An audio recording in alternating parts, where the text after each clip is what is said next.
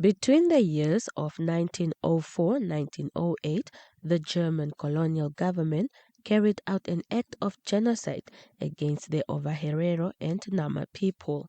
This ethnic extermination by the colonial German government is said to be the first genocide of the 20th century. It's a huge and also a bad situation that happened to Namas and Heros, but inclusive other types like Tamara and San. And why we should celebrate this is to honor and pay homage to the loss of life that has been, and not only loss of life, but also property deprivation and all those things that are associated with it. So basically it's to pay homage and tribute to the loss of lives of our ancestors. Last year, Cabinet announced the proclamation of 28 May as the official National Genocide Remembrance Day, and it will be formally commemorated this year for the first time.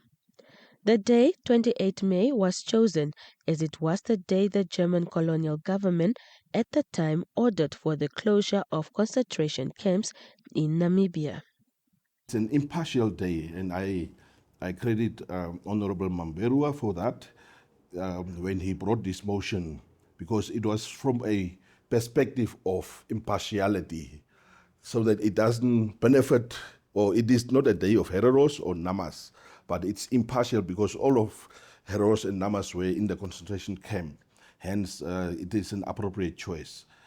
Eiseb says consultations regarding this day were done.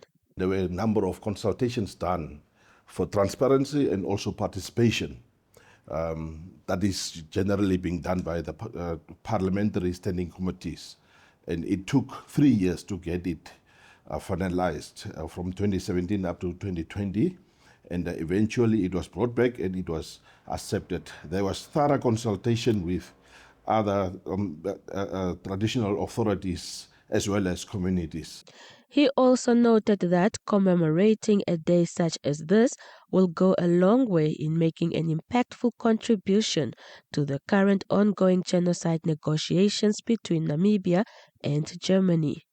The affected communities are demanding that Germany acknowledge that what it did about 117 years ago was indeed genocide and tender an apology as well as paying reparations to the affected communities. It is part and parcel of the process. So it will not stand in the way, but it will be more beneficial because it will also be inclusive. As it currently stands, Eiseb says the traditional leaders and authorities of the various affected communities have been consulted regarding the day.